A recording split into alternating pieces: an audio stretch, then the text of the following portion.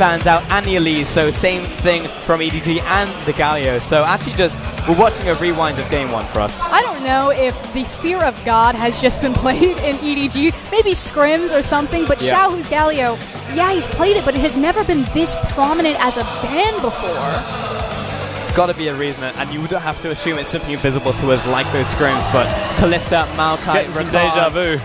I think I've seen this before. is the same check. I need to double check we're not just having a rerun right here. Not too sold on it so far. Of course, RNG on the opposite side, it was Gragas Alistar, so if we continue to mirror. What's up, Frost? You're freaking out. Oh man, guys, that game 1 went real well for us. Let's do the exact same thing and drive it off a cliff again. There were other things at play in game number 1 besides the draft. If you want to, there was a lot of kills early. Things could have been played slightly better, and I would have to imagine J4 isn't going to be an identical draft from EDG. It's just one part of it. I do hope that it gets flexed out of Clearlove's hands. Again, it just hasn't been a hot champion for him this split in particular, but like you said, there were different adaptations. In fact, we're going to get our first one here. All right, I've confirmed this is a different champion select. Tristana will get picked up here for Uzi. Means that Ming will get his Alistar again. Another takeaway from Mako. Scout will get his Cassiopeia on top of that. So the only change so far has been a Tristana to RNG. Yeah, big change though. It means that something has to give from EDG right now. One of the champions that we haven't seen a lot of from my boy.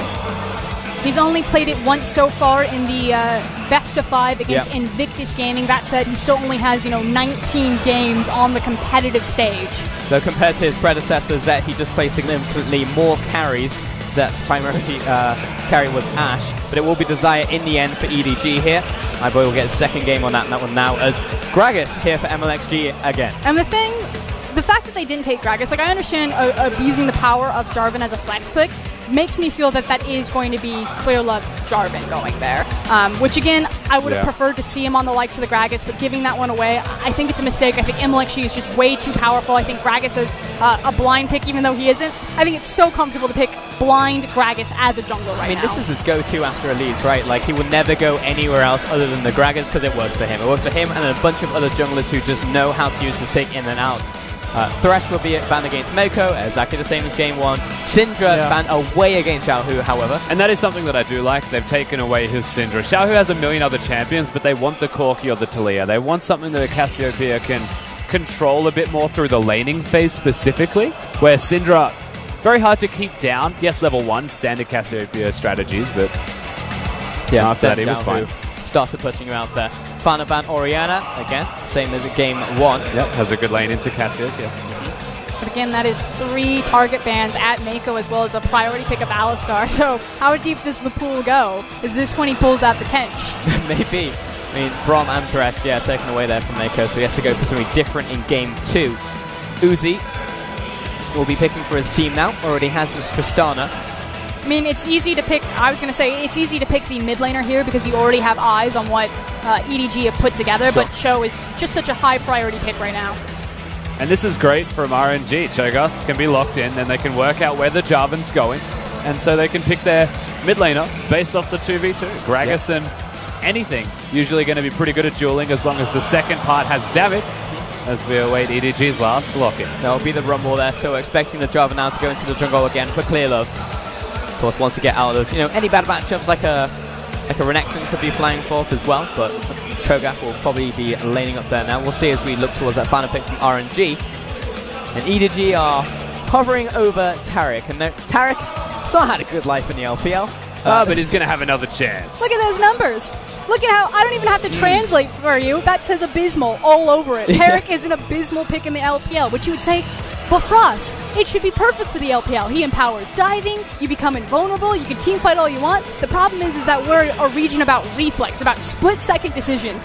That is a pick about preparation, about setup, and we're not able to execute on that very well. Oh, he's still done it. Oh, hello.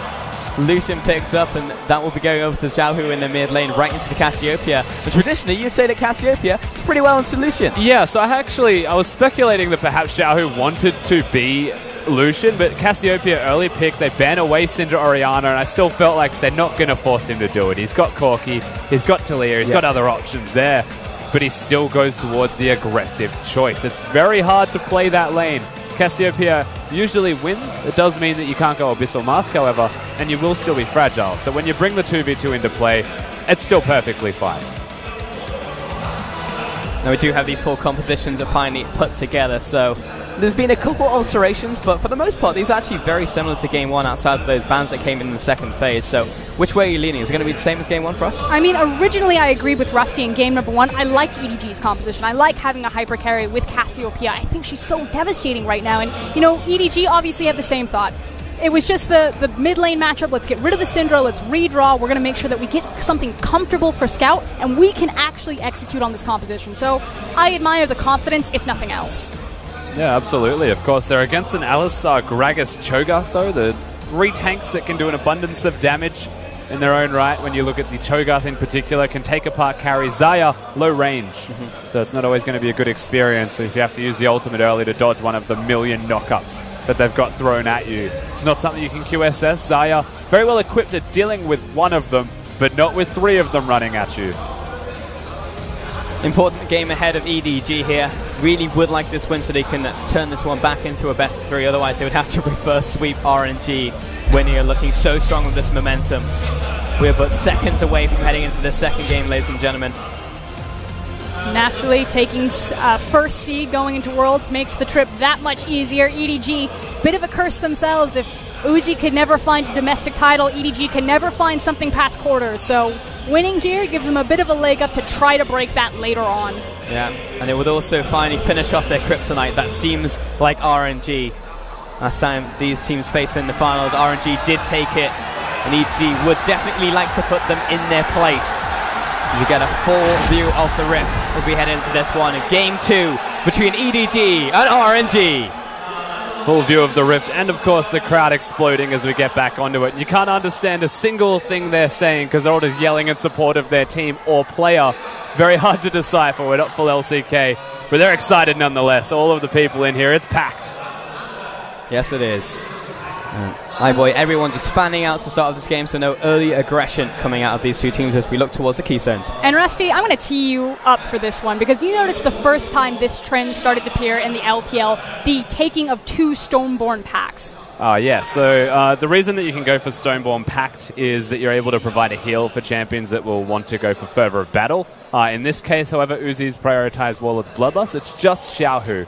Of course, Lucian uniquely equipped at using the Fervor of Battle, and you often only see this when there are 2 AD carries on the team. 3 tanks, 2 AD carries, Stoneborn Pact, and then everyone heals. If you have Warlords, you heal more. If you have Fervor of Battle, you deal more damage, and it compensates for the lack of Warlords. But you still heal something, which is fantastic. And what it overall does is it makes that first completed item for Xiaohu on the Lucian, which is already going to be devastating because it's usually Blade of the Ruined King, that much more devastating because you're getting the combination of the defense and the offense from the combined masteries and completed itemization. We get to see this Taric again in the bottom lane. And hopefully has a better success rate, because you saw 37% win rate in the LPL, which, you know, you don't need to be a numbers genius to realize it's probably not very good. No, just teams haven't been able to utilize it right correctly. I mean, that's a good start from Mako, if ever you've seen one. At the same time, the problem is never going to be the laning phase for a Taric. It's always going to be the ultimate as they get off. But mid laners, Scout's in trouble. Unsurprisingly, at it again. Forward from Xiao, who's actually taking a lot of damage, has to burn the heal. MLXG forces Scout now out of lane so he can circle back around. And again, he saw and caught MLXG on an early ward, so Scout tried to go all in and maybe trade one for one. He's actually aggressing a lot right here with that W. Mako will get the lockdown onto Ming as they retreat backwards. And Mako could have flashed forwards if they were feeling aggressive, but he chooses not to. That may save them. And Uzi's jumped right into the fray here as MLXG would turn the corner. Missed. Doesn't burn the flash here. Oh, Mako. That was a massive dazzle coming out, and he'll have to flash away from this one. Mako was the savior of that play. Boy, it's actually putting damage back on towards MLXG. But it's right there. It's those moments that you look and you see, that's why Mako's a superstar. That's why he's the best support in the LPL. And then likewise, Boy, the amount of skill shots or sticky situations that he's managed to glide or elegantly sidestep out of. Yeah, the fact that the body slam didn't connect is devastating for the side of RNG. The flash was forced early by Ming. That's the correct play from the Alistar. But close, no cigar, they're not going to get what they're after. And MLXG, this time around, wasting a lot of time. But it's a very similar blueprint, at least from RNG, for game number 2 as game number 1. The fact that it's very quick, very fast and heavy ganks. MLXG ganks mid, immediately goes bottom. And so if he keeps it up, it's going to be another bot gank. But meanwhile, mid. Looking for this gank, but Ming is also turns. It's just an Alistar here. Maybe I won't take on this. Alistar's just rocked up from bottom lane. And you know what is good about that, though, from Xiao, is it forces Scout to recall. He had no mana, he had no availability to trade. The concern is that Xiao has to expend his own health for it, as, you know what, he didn't recall. We've just got 3 people here for no real reason. That's all good. We're tri-laning now, but we're just trying to push in this wave for Scout so he can get a reset. Look at that, Mako even gets some gold for his trouble, so he'll go back to base. They've prioritized Scout getting like 3 CS that much. They stop him recalling to collect that, and they bring 3 people there. That says a lot. Yep, Xiaohu's going to take this opportunity to push in the wave as fast as he can, and Mako is now the mid laner. I think My boy's now the I guess jungler. he's going to back away. Yeah, and it's not just impacting mid lane, it's impacting bot lane. The fact that iBoy has to respect that he doesn't have eyes on the Alistar, that Ming could be walking down towards the bottom river, can't step forward, can't CS. So Scout demanding a lot of attention, and it's taking away from other areas on the map. First time jungler's going to meet toe-to-toe. Nice flag and drag. Big in the combo. chunk. Yep, coming in from the Thunderlords. MLXG is going to be slapped back home. Nice bit of slow down there, waiting for the flag and drag to come back off cooldown, but unfortunately won't be able to follow after. So. It is level 4 to level 3, though, between those junglers, so naturally the J4 will have the slight edge. All he does is push him out, and now he's invading using the Cassiopeia. Lucian had recalled. They don't know where he is, but he is right there. Plenty of Also invade is happening with Clearlove and Scout on this. And Ming constantly roaming. He's only level 3 because he's just spent most of his time walking from lane to lane. And that's leaving Uzi out in the open. Yeah, but it's the reason why he's free to roam is because A, it's Uzi, B, it's Uzi on Tristana. So just like the Azrael, feeling very confident, very self-sufficient on the champion. The major difference here is that it's not going to be a 20 CS lead with turret damage being taken by Uzi and Ming in the 2v2, locking Mako in lane. And it's actually, with Ming disappearing, it unlocks Mako if he chooses.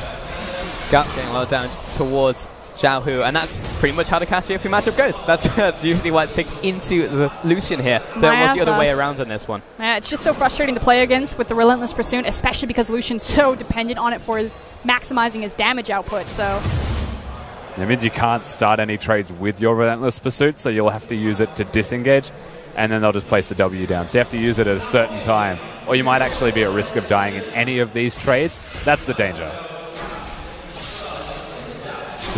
Yep, this is frustrating to play against. You can see it in the mid lane. They're rapidly approaching that level 6 as well. Combo out from Ming, though there is no follow from the jungler, so it's just a small trade down here. We can look at the goal totals and the CS differential, which is basically 0 in the bottom lane and the mid lane here. Tristana is one of those uniquely powerful champions at disengaging in any situation as well. We saw it from iBoy, and we're seeing it again from Uzi as mid. And XG, flash, and the E come out. Scout turn around, but the light slinger, the piercing light there in time. And eventually it had to pay off for MLXG. He has been hanging around that mid lane for the last 2 minutes. And Clearlove was playing red zone defense, you know, shadowing underneath Scout, trying to give him space. But Clearlove decides, I actually need to farm my jungler. And as soon as he steps away, MLXG, perseverance is key. Yeah. You got to be feeling a little bit salty that someone who's been petrified just hit you with the Q there, but still, Xiao, who had the flash, he had the heal, and Scout had already used his summoner, so he wasn't getting out of that one regardless. Meanwhile, in the bottom lane, Ming looking for another engage. We'll get the stun down. Uzi poking away against Mako. Yeah, nice, bit of healing out there. They're not going to get kills though. It's Taric against Alistar. Yep. The crowd control's good. It's just lane pressure, lane control. And again, if he's going to go forwards, use the combo. Whenever it's off cooldown, he can be aggressive. Whenever it's on cooldown, Mako's then going aggressive. That's just the back and forth of the 2v2 we're watching down there. It's less about that. It's more about, can Ming be unlocked one more time? He's rushed his boots. He has a very defined purpose. Whereas Mako's kind of gone all in on the Ardent Sensor. The nice thing about Taric is that he's one of the few tanks that anyone can build Ardent Sensor. We've seen that, but he's one of the few tanks that can kind of naturally go towards it. Has the Windspeaker's blessing he as has well. heals and shields as a part of his kit Just as a tank. Trundle with Ardent Sensor is just flashing in my mind, Rusty. Man, Bard has a stun. Stoneborn Pact exists. How does it always come back to Bard? How does this keep happening? Because Rusty's on the met desk. But yes, it means that whilst he's a tank, he's not going to be as tanky. It's more about the ultimate. And that's where a lot of the Tarics that we've been seeing have been going wrong in the LPL. They're not building full tank, and they're trying to play like they are still one. and dying before the ultimate is successful. They're also against an Alistar Gragas here, so Tarek's ultimate's pretty hard to use. But Mako's doubled down. He now has Mobies, and he's now in mid. Going for this. We'll get the knock-up, and everyone is colliding at the same time into the mid lane. Scout trying his best. Cliff actually turned up to the fight. He's just trapped your team in. But Mouse, he's literally been trapped into the meat grinder. Mako rocks up, and Cliff, I'm helping. Exactly that. Hello, I am helping. It was supposed to be the slam dunk. The equalizer drops down, but Mouse is like, I don't do any damage. That was literally the Jarvan meme. Like, what did I just watch?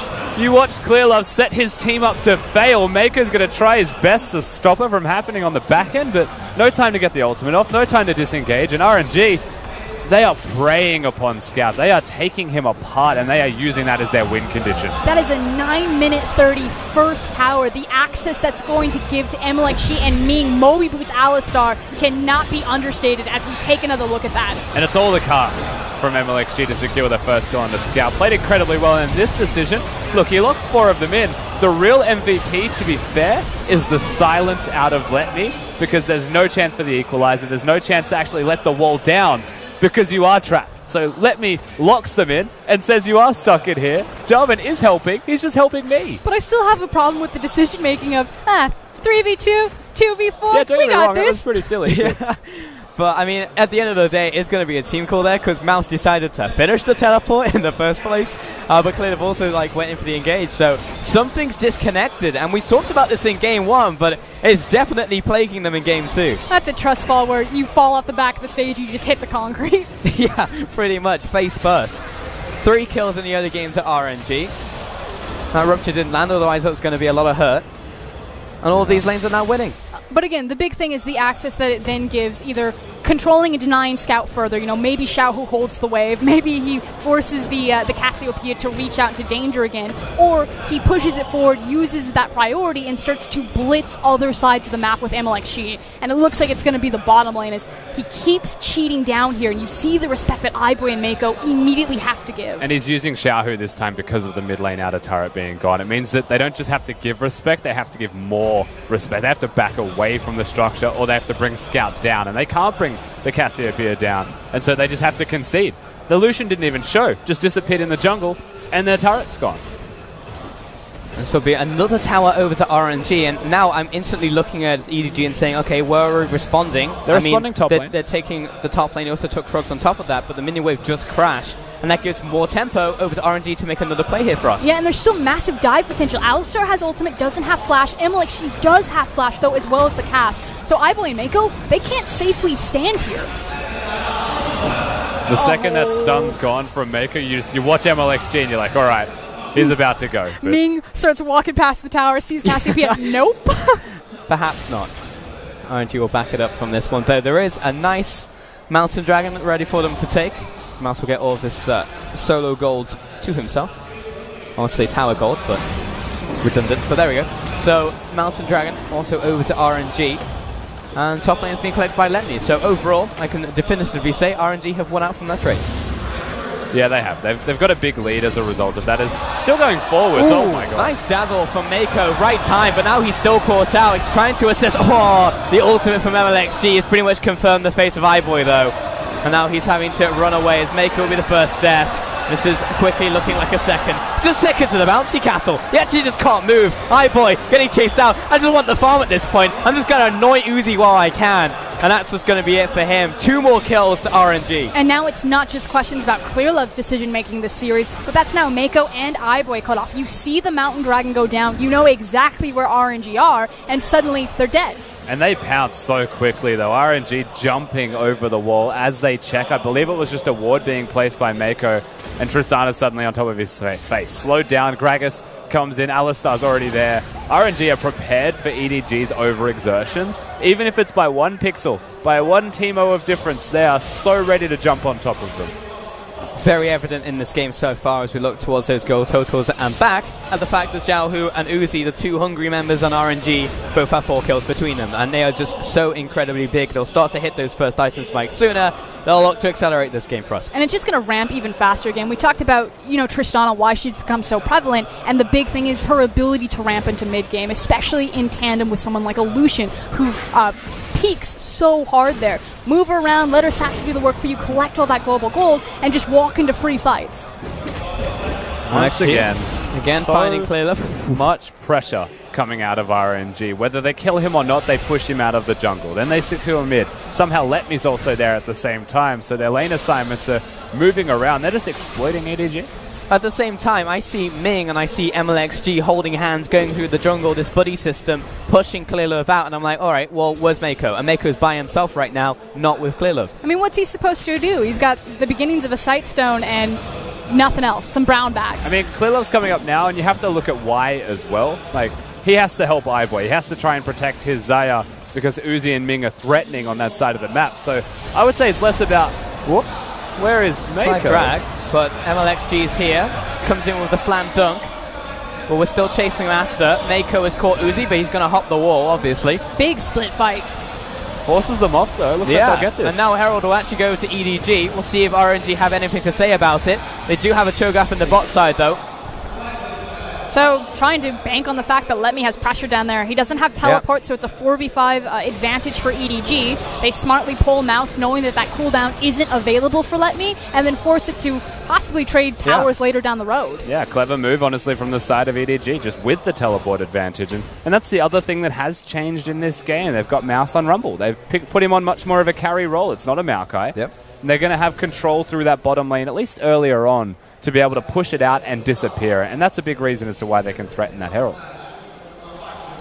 Yep, no longer on those big potato tanks, I think, as you coined the phrase, Roskieren, at the start of the set.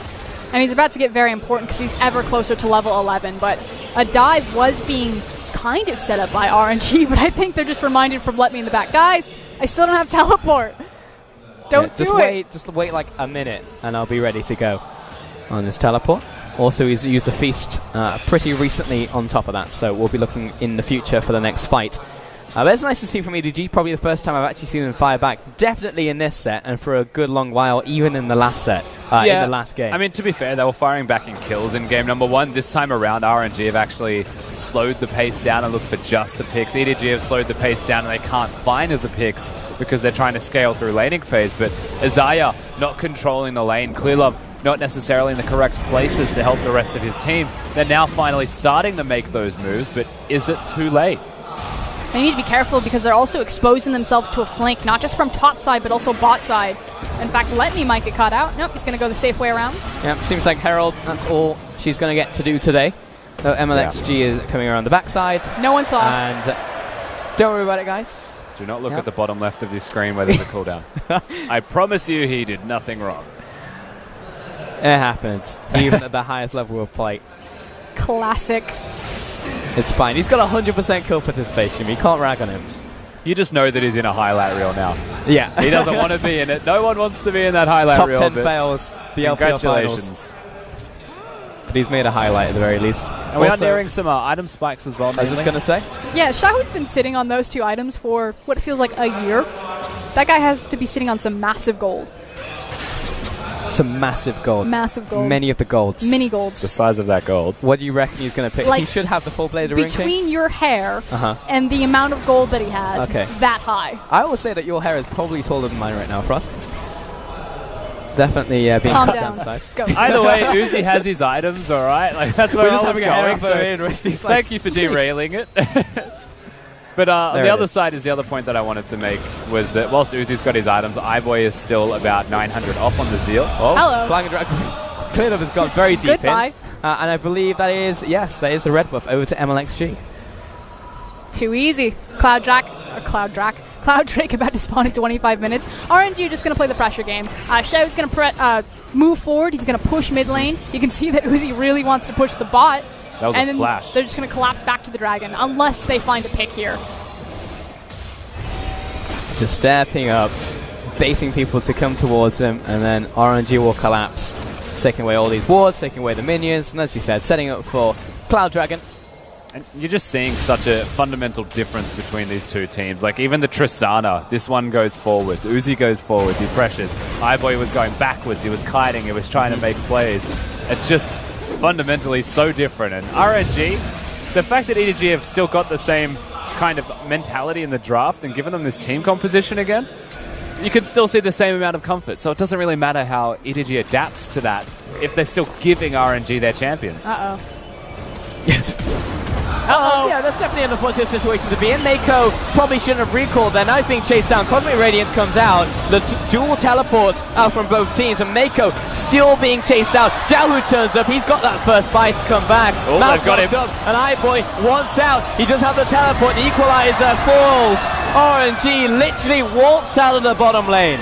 They just smash EDG. The reinforcements have finally arrived, but the pick was so simple, so well done from RNG. There's no counterplay from EDG at all. They're caught recalling. The rest just naturally follows. But Mako stared them in the face and then carried on recalling. Yeah. Wait, do you expect a flash from Alistar when Gragas body slams and has it on cooldown without his flash up? Like, I don't actually blame Mako for that part. It's also the target selection, knowing that Mako's the primary target because iBoy still had his ultimate available for added safety. So chasing down the Taric, burning him because he's the free kill, and then Gentleman Let Me here not only starts out the other fight, but holds the door open by grabbing all of the tower aggro. Nice little pause there. It's okay, guys, everyone out. Please evacuate the premises. Loudly as they are looking at a 20-minute Baron. Hello. They've definitely walked over vision, but now they're completely invisible as they hammer down on this one, and Let Me rocks up with his If this gets to smite range, it should just be secured it's by there, RNG. Rusty. I mean, the smite's already gone down. We're waiting for the feast, and it's just gone. Let Me just secures it, and our EDG walk up, but it's just not there anymore. It was 15 seconds flat, and the Baron's taken by them, and when it gets to smite range, Cho'Gath will always beat smite, so the easiest secure of your life for RNG. They just walk away uncontested with the Baron. And so much of this is just starting in the draft phase. It feels like RNG have a plan, it's executed in draft, they then know exactly what to do with it when it's strong on the Rift, and do so. This is super easy Baron contests. You have Alistar, Gragas, and Cho'Gath. Rinse, wash, and repeat, exactly what happened in game number 1. Uh-oh. That was a little bit scary, but EDG didn't instantly pounce out of the brush, even though they may have they could have. And Mako definitely just got crit by Uzi, who took away all of his health. Going for the re-engage. And EDG, they split up. They still look for the fight. They got the Cataclysm from Cleo, but instantly realize it's a bad idea. Uzi's dead. Gets the assassinate on Uzi. Now it's a 4 versus 4. Mid laner for AD carry, but a chase down. MLXG lands a perfect body slam and gets the second kill onto Mako. You have to remember, all of this is happening whilst RNG have the Baron. Yes, they've lost Uzi, but they have a numbers advantage. They have the advantage because Xiaohu is still an AD carry, and so structures will fall down, compliments of having the Baron buff there. RNG are just outright winning. They also have Mouse not in position. The fact that he had to take the long way around meant that the primary tank line with all of his health wasn't there to stand in front of iBoy and allow him to wave clear that mid tower. Of course, we get to watch this again, and honestly, EDG, they made their presence known, and then they stayed in that exact same spot, and they give the options to continue to go forwards as iBoy gets the kill, Mouse helps out a lot, and then the follow-up. MLXG still has his flash. And a good follow-up by Ming in the back half of that. And like you said, there's just so many damage dealers and no cooldowns left for EDG. They put everything towards killing iBoy, and there's, you know... On the bright side, at 22 minutes in the game... You're going to say they got their first kill of the game for us? I was going to say they've now got the Ardent Sensor, the brown bags, and the Sight Stone. Oh, okay. And their first kill while we're He's rich. He's rolling in it. That's the power spike, though. I mean, he will be empowering all of his team, but when you look at who the Ardent Sensor really works towards here, it's mostly just going to be iBoy. I mean, I'm still not a fan of the Ardent Sensor rush here, to be honest with you. While you're technically right, they are still incredibly far behind their opponents, RNG, and this was a race at the end of the day. The nice thing, though, is that Xayah really peaks at 2 items, the Essence Reaver and then her Zeal completed item. So with the Ardent Sensor, she actually is quite strong right now. Hello, Mako caught again. Out. Oh, and Let Me if he's not dead. Drops him on the spot. Cleared again with the Cataclysm. This time, he's got both the carries wailing into this fight. MLXG falls for clear love. It's going to be in a second. Reset time for Uzi. He's looking towards the Cassiopeia. Ming, he's gone very deep with no ultimate. Scout really wants this kill, but that could have been close if a knockup had landed. But again, it will be another 2-for-1 trade. And EDG are just getting ripped apart in these fights. That's multiple times that Mako was caught without vision. You know, he's only got the Sightstone. He doesn't have the extra ability to place down, you know, more wards. He needs to frequently be making more backs. He's not getting the time on the Rift needed, so RNG are finding these blind, dark pockets, and EDG are just falling into them. And Scout is trying his hardest, but he's already 0-3. The pressure from the early game of RNG is starting to show fruit now at 20-odd minutes into this game because, yeah, his positioning wasn't that bad in the last fight, but he's so far behind. So his damage is nowhere near as comparable to that of the Lucian or the Tristana of Uzi. And if that's the difference maker, then it might already be too late for EDG. They have to wait 15 more minutes probably to be able to be relevant for the carries. All right, we will have our first pause of the best of 5 here. We'll go ahead and try and figure out what the problem is and try and get the information to you as fast as possible. And hopefully it's an easy fix. But I think what Rusty said rings true. You know, at this point in the game, EDG, it is in disaster territory. They have to stall out so long. I think the only good thing is that Baron's not up just yet because RNG took it so early, so they at least have maybe like a 2-3 minute window where they get to catch their breath, but they need, you know, 10-15 minutes. I'll be honest, that's not the best silver lining I've ever heard in my life for someone to come back into a game. I'm trying to sell it, it's real hard. I understand it, Frusk. Alright, now Uzi, I mean, he died in that last fight, but overall this game is going very well for him. They're very close to finding that 2-0 and almost actually clean sweeping EDG here if something doesn't dramatically change in this game and the next. It'd be bittersweet for EDG to have so many 3-0 victories in the finals of the LPL to suddenly be 3-0'd by their opponents this time. 82% win rate. Yeah, pretty nuts. However, RNG look like the far superior team thus far, and it is bomb shelter time for EDG. They have to hunker down, try their absolute hardest to survive. You're right. Maybe the Barret is the saving grace for us here, the fact that it was already gone. But we're nearing the territory of the Barret and the Elder, and RNG have that lead. I think the last kind of saving grace that they have, or the last bridge to try to get Cassie, to try to get Zion to where they need to be, is the Rumble. You know, use the level 11 equalizer. The fight wasn't completely disastrous. Mouse is now doing a lot more damage, and that's only going to get better as he takes over to level 16. So there is a tiny window if Mouse is in the right position, if the composition comes together for EDG, because it's very clear what it wants to do. We just haven't gotten those pieces together quite yet. Yeah, Rumble was, for me, when I looked at draft in game number 2, even compared to the first game, I thought it was going to be the difference maker. The Shen was okay, but it never really felt like it had an impact, and they set the Shen up to succeed. They got the early kills. If EDG did the exact same thing in this game, Rumble can carry a lot harder, will win lane a lot harder, and be able to win team fights on top of that. But unfortunately, the thing that tastes bad for me is that they give that responsibility to Mouse. Again, Mouse for me is a phenomenal role-playing tank player so far in 2017. To say this is going to be the difference, Mouse is going to hard carry on the Rumble, just feels bad, man. It just feels to me like RNG is striking so fast and hard in this set, and EDG, I've seen very few scenarios where they take the proactive move or even engage a fight. And a lot of it is because of this guy on your screen. You know, Mako has fallen behind. He's not playing the same vision game. Ming, MLXG, you know, whether it's the pressure that the lanes are creating and then they're just capitalizing on it, they're getting into the pockets faster. They're laying down the traps. They're abusing the fact that they are making these classic picks on the like of Mako, on the likes of Clearlove. Yeah, you never really want to look at Mako and just say he is at fault for anything. And so naturally you'll start to look towards the rest of the team. This member on your screen is always a place you have to look. And maybe it's just against RNG, against that pressure cooker, he has to baby iBoy just that little bit too much to try and keep him in the game. And only certain players around the world are capable of doing both that and winning the game all together. And that's namely pretty much just Mata. Like, big job for Mako. And it could be that pressure that Uzi and Ming are exerting as to why that is lacking. Just look at Mako's face right there. Normally he's very jovial, very bouncing, lighthearted, you know, sharing some smiles. He's deadly serious. He's not having a good experience. The Tarek hasn't been near up to par. Surprise. Which, look, maybe that is just a Tarek thing. It's just the curse now in the LPL. It just doesn't work out. Then why do we keep falling into it, Balls? I mean, it's a self-fulfilling prophecy at this point, I have to feel. But we do have an update. It was a mouse headset issue, so shouldn't be too difficult. Should be able to just swap that one out and we'll get back into the game shortly. Nothing that will require any more drastic measures, so pretty simple. Yeah.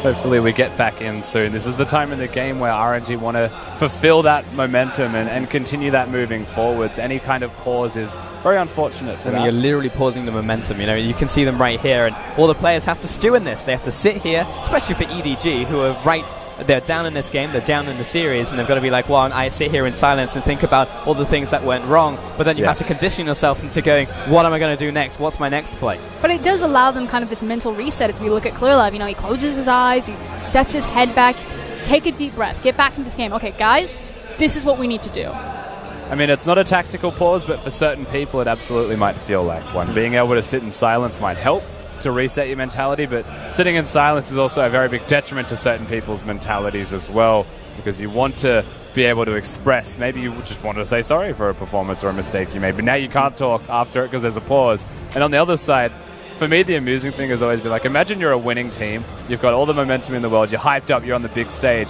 and now you're not allowed to talk.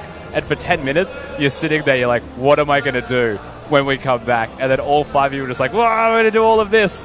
And you get none of it done. Yeah, communication becomes a mess. It's like, we should do this. But right now, like at this point in the game as well, everyone had just backed away and is just waiting for those objectives to spawn, so it won't be too chaotic as we go back in, as I'm sure everyone will just start fighting. And the number one thing for me is checking in on that Baron timer again. Lost track of it, need to immediately figure out when it's going to spawn again, because that's going to be the next big deciding factor. EDG should be safe to kind of sit back on their inhib towers, collect the farm, try to ramp up a little bit more. But if that clock strikes midnight, Baron comes back up, time's out. Yeah, I can definitely say it's a number between 0 and 6 minutes. 27 minutes and 15 seconds. I don't know what time we're in game right now, but I can tell you that's when it's going to spawn. Good to know. Is your headset labeled Frostgearin? Maybe. I mean, you can't see right now, can you? So can't see my headset. It's on my head. It shouldn't be too much longer, guys, to head into this. But if RNG win here, which this is effectively their game to lose at this point, so we come back in. Here we go. And it's 24 minutes, 20 seconds. So we got, what, 3 minutes? Yeah. Yep. And MLXG used his ultimate and Scout flashed, so welcome back. Yeah, there you go. Means he won't have it for that Baron. But dragons are spawned as well on top of that. The Mountain Dragon, that will be something that RNG want to gun towards. You already have another Mountain Dragon on top of that. 15 seconds, I believe, is how fast they took down the Baron last time, Rusty. Yeah. So that one will be at least 10% fast, if not 20, if they get the next one. Knock up there onto iBoy. Oh, here goes Quillo. Engaged by Clear. The first time we've seen it from this engage by EDG. But right now, they're being ripped apart. Great disengage by Uzi. But that was everything. That was the Taric ultimate, the Cataclysm, as well as the Equalizer, and it barely scratched RNG. And you want to know why? It's because Tristana and Alistar have this uncanny ability to disengage you from fights that they don't want you to be in. Then, I mean, Mako presses the ultimate, he walks forwards, Ming just headbutts him away, and the only person that gets it is Mako with Clearlove stuck by himself in a Cataclysm. I mean, in a region that has been so dependent on super hard engage, everyone flying at you, especially EDG, they've been so reliant on the Maokai that's been permabanned this series. RNG have created a composition around disengage, while still empowering their ability to go forward. They have the Gragas, they have the Cho, they have the Alistar, the Tristana. How are you ever supposed to break into that? Yeah, there is a lot of disengage with a high skill cap on the engage aspects of it. Of course, the Gragas cast has to be perfect, and that's the major engage source of this team right now, besides the Cho'Gath knockup and Ming getting perhaps a flank off or flashing forwards to get the engage. But even then, if an Alistar has a flank, you can see him. Certain champions can play it, such as Xayah and the carries of EDG. Yeah, I don't always want to be the harbinger of bad news, but RNG are 10,000 gold ahead of EDG at this point in time. I mean, that's great news if you're an Uzi fan. It definitely is. You know, Uzi, Xiaohu, both of these guys, massive fan base. You heard it from the crowd as well. And as we head into this, I mean, RNG have complete control over the Baron area. They just took the Mountain Dragon. There's another Mountain Dragon coming up for them as well if they want it in 6 minutes' time. But Baron's also obviously just going to be the immediate look at. And with 40 seconds until that spawns, with wave control well and truly secured by them, especially because Tristana has the static shiv, it's theirs for the taking. It's EDG's job and responsibility to try and get in and not die whilst they get in there. And this feels like deja vu from game number 1 all over again, because they are set up to succeed and to take this Baron near on spawn. And it's just too easy with all of their disengage and their zone control. I would be shocked if Clearlove got anywhere near the pit for an attempted steal. Yeah, I think the way this plays out for RNG is clear this way. Once Uzi clears that one, they can decide whether they want the pick or they want to actually just take the Baron immediately. But right now, spawning in 1 second, and they move over. Waves are set up, vision's control. And there's no blue trinkets available for EDG. There's the flag. They want the pick. Waiting for someone to face check, and there it is! MLXG. Man, body slam out from MLXG to start us off. Equalizer falls down, but Cleanup is just running around Uzi. Uzi's He's dead. actually got the kill. This is going well for EDG right now. Another kill back up towards Mako, as it will be the second from Letme, and now everyone gets chased down from EDG. From what looked like a glimmer of hope, all gets turned around. Triple kill to Letme. 5-for-1 trade. And you can kill Uzi if you would like, but RNG is still a full team built around him. Massive team fight from Xiaohu and the rest of RNG. They still got 180 carry standing, and they can go straight towards the base. And they can conserve the creep wave because they also have all of their tanks with all of their health. So they don't have to burn this. They can save it. They're just so damn tanky. And EDG, we've got 1 second on Mako. This looks like it will be inhibitors right here. Maybe a second turret on the bottom lane. Just taking turrets. RNG are frantically pinging the mid inhib, but Xiaohu, who is the damage source, has chosen structures. Bit of an interesting call there. Maybe some indecision, but it started out with a great pick. There was a fantastic flash body slam from MLXG, and Uzi dies here, right? Very early into the fight, they cancel his knockup, they take him apart. But look at Xiaohu most importantly, because once he sees the opportunity after iBoy ults, comes in and finally is able to output some damage with it. But the tanks were already killing them before Xiaohu even comes in. He's just a focal point, so by surviving, RNG still win. Yeah, and speaking of tanks, I mean, Xiaohu had a great performance, but Letme, like, Yeah. the linebacker in front of him, created space, allowed Lucian to reset the exhaust on him and find the flash over the wall. And the important part is that Xiaohu knocks it down, but Letme is setting it up. He's able to kill them. He's able to force the ultimate with Gragas out of the carries of EDG. And they're all trying to kill one carry. They all move to the next carry. And if you forget about the tanks, they will take you apart. It's just so obnoxious. They have so much health, they're unkillable, and they kill you back. And when they're so far ahead in this game, now what, a 14,000 gold lead to RNG. Yeah. Like, in terms of those items, you literally can't kill them. Like, EDG just don't have enough damage right now. The tank that gets ahead stays ahead, Pulse. It's Yep. just the way that it works. And right now you're expecting free Baron, honestly, to be taken, even though the inhibitors are standing. I believe the one nice thing that happened for EDG is they got control over the Scuttle Crab. You can see it right now on your screen. And that forces RNG to go back over the back wall. 2 dashes, and Ming jumps over. Oh, that's both scrying orbs. They're going to spot them now, but this is dying very quickly, even with 3 members. MLXG turns up, Smite comes down, and RNG sneak the Baron. And they're going top, so they're immediately going to the one lane that doesn't have an open inhibitor. They have Scout going bottom, and once they spot this, they could still go top. They are not going to be afraid. No, Scout's just buying some time on the bottom side, but there's just a massive It's a big tank. joker. This is an Armada approaching this tower. Mouse has already dropped to half. Tower just disappears. And now we're on to the inhibitors. Remember, the other inhibitors, mid and bottom, are actually just completely bare and left open. And they're just going to make their stroll over there. I mean, if EDG want to stop this, they have to go for the engage, but it's MLXG with the disengage right now. There goes Clearlove. Clearlove is engaged on the front lines, but they haven't taken any damage yet. Cosmic Radiance is good, buys 2 seconds. RNG have still taken their objective that they wanted, though, and Letme got to keep poking at him because he's got that war mugs. But again, that's 4 cooldowns wasted from EDG. They didn't kill anyone from RNG. Maybe they've pushed them off the Nexus turrets, but that's all 3 inhibs gone. That means that one more push is all that it takes for RNG. They can go via the Mountain Drake to go towards the Nexus as well, and that's going to be 3 Mountain Drakes for RNG. They could not be more equipped to finish this game off. This is absurd. It's so big. He barely fits in the jungle. Like, how much health does he have naturally? Over 5,000 health? That's over 10,000 health with gargoyles.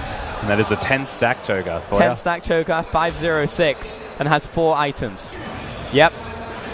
He's not going to die ever. He's bigger than the dragon. He's actually bigger than the dragon. This is absurd. Thank you, Letme. The crowd definitely appreciates how large Letme is. Yeah. Oh, man. Banana for scale. Oh, an RNG, 3rd Mountain Dragon. Like, they're just going to carve through these remaining Nexus turrets like a hot knife through butter. And we've seen EDG try to fight. We've already seen their last-ditch effort to engage. Clearlove pretty much is that engage, and so what is it for EDG now? They just have to kind of watch and think about the next game, honestly. This is the Spartan stand. It's got to be them drawing some line in the sand, but iBoy just lost half his health, has to be healed back up. And RNG, they have the 6th member, and that 6th member is named Minions. because they are coming in from the bottom, the top, and the mid, all flooding in and crashing against these towers. EDG have to do something. Doing so much work against Scout. He's always dead before this fight even starts. Pastor's on his. There's a 4 vs 5 to start this one off, and RNG just about obliterate the front line. Oh, Uzi, he's looking for reset time as he gets himself the double, knocks him back on the spawn pad. There's the triple. Uzi, he really wants his quad trap, but Mouse is going to deny. But what they do get is game 2. RNG 2-0 over EDG. And Uzi cleans up with the triple, jumps onto EDG spawn, and is now 1 game away from his first domestic title. You can feel it, set point for RNG. The crowd's behind him. They're behind Uzi, as you mentioned. Wants his first ever domestic title for himself, and he is 1 game away. And it's not even really the Uzi show. That's the craziest thing. It's the team around him. The whole roster is showing up. Yeah. Xiaohu said in an interview that when Uzi rejoins, first WE, then the LPL title, and he is keeping good on his promise so far. Xiaohu's word definitely means something in the LPL.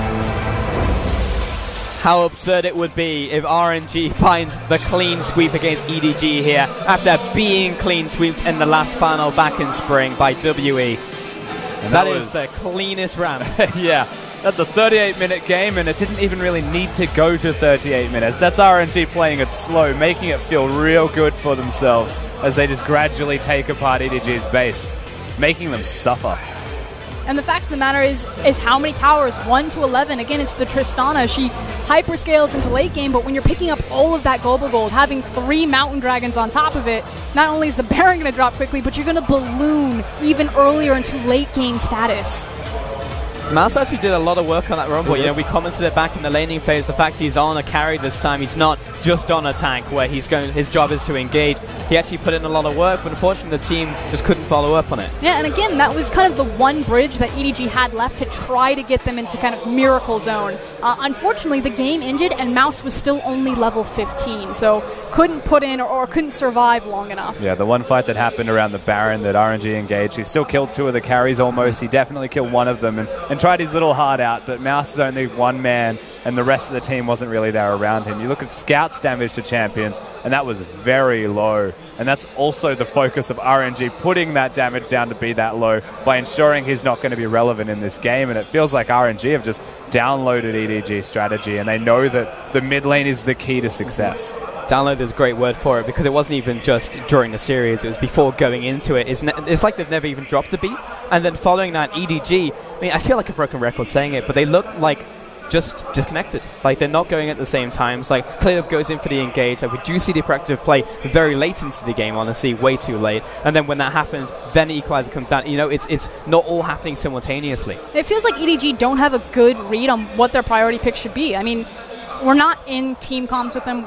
We can't hear what they're saying, but with my, I don't know, just looking at this, I'm like, why Galio? Why the Jarvan? Why aren't you prioritizing Mako? Why aren't we getting this Alistar? Why aren't we building on all of the success and the adjustments that we saw in the Invictus Gaming versus EDG series? It's like they completely changed how they play around objectives. They had these great, really cool compositions. Like, okay, now throw all of that away. We're going to try to 5v5 every single time. And we have said it at the start of the second game as well. They didn't really adapt all that much towards what happened in game number 1. It's very similar. They gave RNG pretty much the same thing. They picked pretty much a similar idea for themselves besides top lane being a tank. And ultimately, now they've lost with this as well. You have to come back to the third game and be like, well, pretty sure we should change more than just this. We should actually take things away from RNG, because we've proven that they can still beat us with that composition even if we change. And so now we need to change them. And that's the biggest thing, right? Like, fundamentally, they've just gone into the second game. It's like, okay, it didn't work out. Let's try it again. Didn't work a second time. Well, is it worth even going for a third time? Maybe at that point you actually just change the entire strategy and say, okay, now our goal should be objective control, or go back to what was working in the previous set and back in the playoffs, instead of just going for the same strategy and expecting something to change. No, I agree. I think they have to re-hit the drawing board, and Coach Nofei needs to start adjusting multiple things. It wasn't just the rumble up into the top lane. Yeah, I mean, the rumble for me was actually one of the shining lights of EDG's adaptations here. I think the J4 could very easily be something else. I think the Taric was... It's cool in concept, but he's still being exposed early through the draft phase. He's still being banned out, and if they just pick for him earlier, that won't be as big a problem. I mean, it's always great in theory, and that's why people pick at the LPL, but in reality, it just doesn't work out. However, on the opposite side, it feels like everyone's getting exactly what they want. MLXG gets his Gragas, finds himself an MVP, and like the players that you're not looking towards, you know, we said focus on Uzi, focus on Xiaohu, and then MLXG showing up, Ming's showing up. Yeah, it's the support staff that's showing up for RNG, the jungle, the support, and on the other side, it's the support staff that's falling down for EDG, Mako and Clear Love. Yeah, absolutely. Even Let Me was in contention for an MVP perhaps in this game. Surprised he didn't get it. But, I mean, MLXG's engages were crisp. They were always on point. He was a big part of their success in this one. Let Me still performing well. Ming still performing well. And you're right, the auxiliaries have been incredible for the RNG roster. And for me, that's the biggest part of why this set hasn't been as close as you might have expected. You think that they're just going to be support stuff. They're just going to have Xiaohu hard carry them. That's how they got to this tournament right now, to the finals from the semis. It was just a big semi performance from Xiaohu in Game 5. But no, everyone's here to play. I mean, let's look back at what we said at the very start, which was question marks around iBoy. He's facing down Uzi, who is so hungry for his domestic title. That's where it's going to start separating, and maybe it does in a reverse way. You look towards Mako having to babysit him, but then you look towards Clearlove, you know, who is meant to be the leader, meant to be the shot caller, meant to be leading the charge, and he's falling down. Yeah, that's the big thing for me. You know, we know that Mouse and iBoy are probably going to be polarizing. We don't know quite what we're going to get from them, but Scout, Clearlove, and Mako, they are not playing to their best of their ability, and for them to fall down in the finals, I couldn't think of a worse time. And you're still seeing the shot calling from them. I don't think that's the biggest problem. I feel like there's a disconnection between the two of them individually. When we hit mid-game, when we hit late game, if they're equal, then things might be better for the side of EDG, but getting there has been the biggest problem because they're always losing in the early game, being preyed upon. Ming looks like he is outperforming Mako because Mako's just hard-locked with his AD carry. And the crazy thing is that early game's supposed to be where EDG really thrive. You know, this is what their bread and butter of their domestic split so far. It's been these 7-minute tower dives where suddenly 5 members of EDG are underneath bot. The teleport there with the Rumble ulti. Well, we'll see if EDG can actually fire back because they need to right now as they're put up against a match point. We're going to take a short break before we come in for Game 3.